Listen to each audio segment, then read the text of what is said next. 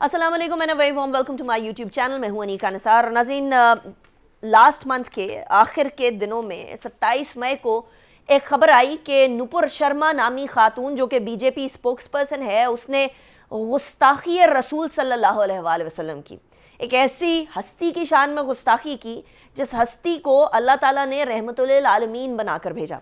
और अल्लाह ने हमें ये बताया कि किसी के खुदा को बुरा ना बोलो कि वो तुम्हारे खुदा को बुरा बोले, किसी की किसी हस्ती को बुरा ना बोलो कि वो तुम्हारी किसी हस्ती को बुरा बोले।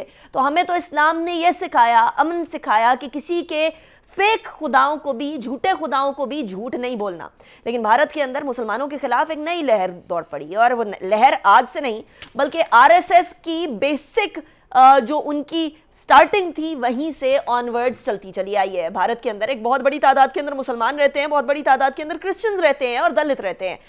वहाँ सिख बरादरी भी मौजूद है। ये तमाम के तमाम इस वक्त हिंदुत्व टेररिज्म के अंदर एक ऐसी रजीम में रह रहे हैं जहाँ वो घुट घुट के जी रहे हैं, ना मर रहे हैं ना सांस ले पा रहे हैं। अजीबोगरीब सी बात यह है कि नुपुर शर्मा ने एक ऐसी स्टेटमेंट दी जो मैं इस टाइम पर इस यूट्यूब की वीडियो पर चलाना भी नहीं चाहूँगी। इसके साथ साथ नवीन कुमार जिंदल, ये दोनों बीजेपी के स्पोक्स पर्सन, इन दोनों ने ऐसी स्टेटमेंट्स दी जो कि आप सल्लल्लाहु अलैहि वसल्लम की शान में गुस्ताखी थी। इसके बाद मामला पूरी मुस्लिम उम्मा तक पहुंच गया, अरब ममालिक तक पहुंच गया। पाकिस्तान तो हमेशा से भारत का ये मकरू चेहरा फाश करता हुआ आ रहा था, ये बताता चला आ रहा था कि ना तो भारत सेक्युलर है और ना ही भारत डेमोक्रेटिक है। भारत एक एक्सट्रीमिस्ट स्टेट बन चुका है जहां कोई भी शख्स किसी भी तरीके से डिफरेंस ऑफ ओपिनियन भी नहीं रख सकता है, कोई भी शख्स किसी भी तरीके से डिफरेंस ऑफ रिलीजन भी नहीं रख सकता है। ऐसी सूरत हाल में अरब ममालिक जागे और उन्होंने आहिस्ता आहिस्ता करके भारत के खिलाफ एक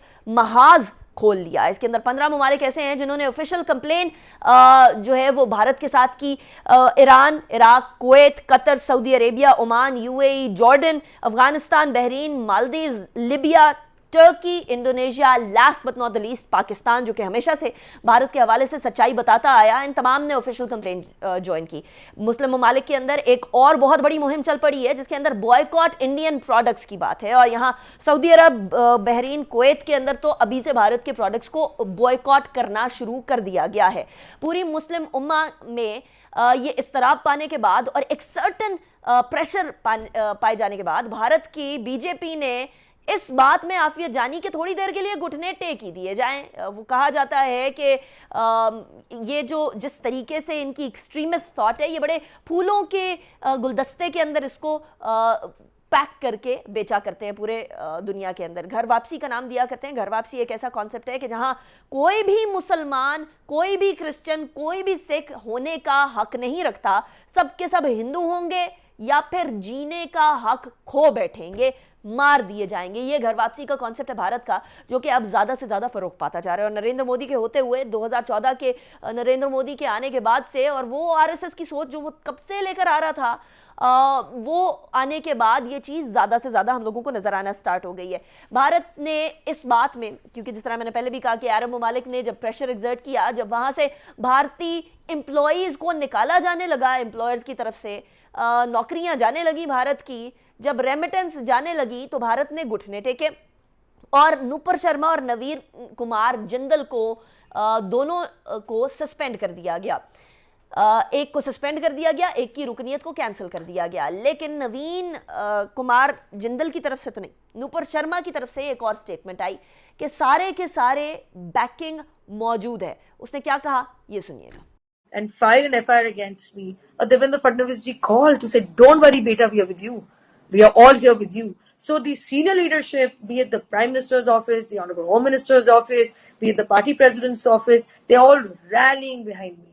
इससे साफ जाहिर होता है कि भारत दुनिया की आंखों में धूल झोंकने की कोशिश कर रहा है। बीजेपी के जनरल सेक्रेटरी अरुण सिंह ने कहा कि जी हम तो ये सोच भी नहीं सकते कि किसी और मजहब के, किसी और सेक्ट के, किसी और सोच के बंदे को हम किसी भी तरीके से जो है वो उसकी दिल आज़ारी करें। हम ये सोच ही नहीं सकते कि किसी और रिलीजन की शख्सियत की शान में गुस्ताखी की जाए। हम तो बड़े अमन पसंद किस्म के लोग हैं। वही एक दफ़ा फिर वो फसाड जिसके अंदर वो अपने आप को सेक्युलर और डेमोक्रेटिक और इंक्लूसिव दिखाने की कोशिश करते हैं, वो लिबादा फिर से ओढ़ने की कोशिश की गई। यही बीजेपी के जनरल सेक्रेटरी ने एक और बात भी कही कि हम लोग 1000 साल से तो इधर भारत की हिस्ट्री के अंदर मुख्तलिफ रिलीजन्स थ्राइव कर रहे हैं। तो 1000 साल पहले भारत नहीं बना था, 1000 साल पहले पाकिस्तान, भारत, बांग्लादेश और बहुत सारे और ममालिक जुड़े हुए थे। तो ये भारत, इंडिया नहीं था at that point in time, ये सब कॉन्टिनेंट ज़रूर था। लेकिन मैं याद दिलाना चाहती हूँ इसी जनरल सेक्रेटरी को, जो कि अपनी गलतियाँ नहीं, अपनी गुनाहों के ऊपर पर्दा डालने की कोशिश कर रहा है कि 6 दिसंबर 1992 को क्या हुआ था। क्या बाबरी मस्जिद को शहीद नहीं किया गया था? 2002 में क्या हुआ था? फरवरी 2002 में क्या गुजरात के अंदर मुसलमानों की किलिंग्स नहीं हुई थी? क्या उस टाइम पर यही बीजेपी उधर हुकूमत में मौजूद नहीं थी? क्या तुम्हारी ही पार्टी वो पार्टी नहीं है जो कि मुसलमानों का कत्ल 2 दहाइयों से करती हुई चली आ रही है? फिर 2008 के अंदर क्या हुआ था? क्या उड़ीसा के अंदर कंडमल जो अटैक था क्रिश्चियंस के ऊपर, वो नहीं हुआ था? क्या 40 खवातीन की इस्मत दरी नहीं की गई थी?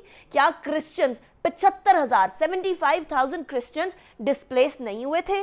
क्या कश्मीर के अंदर मैस रेप्स नहीं हुए? क्या कश्मीर से मैस ग्रेव्स नहीं मिली? क्या कश्मीर की आज़ादी की जंग को, क्या कश्मीर की आज़ादी की कोशिश को दबाते नहीं रहे भारत के लोग शहीद करके? अभी भी पिछले 2 महीने के अंदर तकरीबन 300 के करीब कश्मीरियों के शहीद होने की खबरें मौसूल हो रही हैं। उसके बाद ज़रा आगे बढ़ते हैं और बात करते हैं 2019 की। क्या अगस्त 5, 2019 को कश्मीरियों के हकूक सल्ब नहीं किए गए थे भारत की तरफ से? क्या मुसलमानों को उधर कम करने के लिए वहाँ की पॉपुलेशन को डिस्प्लेस नहीं किया जा रहा? क्या वहाँ मामलात को तब्दील नहीं किया जा रहा? क्या वो कानून भूल गए? ये जनरल सेक्रेटरी बीजेपी के तमाम और मज़ाहिब शहरियत ले सकते हैं, लेकिन मुसलमान शहरियत नहीं ले सकते। इसके साथ साथ दिल्ली प्रोग्राम भूल गए कि जहां अभी रिसेंटली कुछ ही महीनों पहले मुसलमानों के जानो माल को किस तरीके से रौंदा गया? क्या भूल गए कि कोई भी शख्स बीफ बेचता है तो उसे रेप से भी ज़्यादा सज़ा अक्सर स्टेट्स के अंदर दी जाती है? क्या भूल गए कि मॉब लिंचिंग मुसलमानों की किस कदर हो रही है? क्या भूल गए कि अभी एक इमाम की मस्जिद के इमाम को किस तरीके से पीटा गया, एक बुजुर्ग शख्स को किस तरीके से पीटा गया? क्या भूल गए कि नौजवानों को किस तरीके से मुसलमान होने की वजह से सड़कों के ऊपर घसीट कर डंडों से, मॉब लिंचिंग से मार दिया जाता है? शायद बीजेपी का जनरल सेक्रेटरी तो सारी बातें भूल गया, लेकिन हम नहीं भूले कि सुब्रमण्यम स्वामी जो कि भारत का मिनिस्टर, सिटिंग मिनिस्टर, उसने वाइस को इंटरव्यू देते हुए क्या कहा था कि मुसलमानों को कर्ब करना, मुसलमानों को कम करना ज़रूरी है।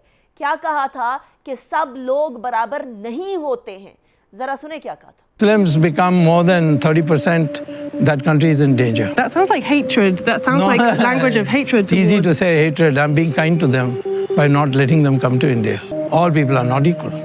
Muslims do not deserve equal rights to apply for citizenship. There's no such thing as equal rights. They are not in an equal category.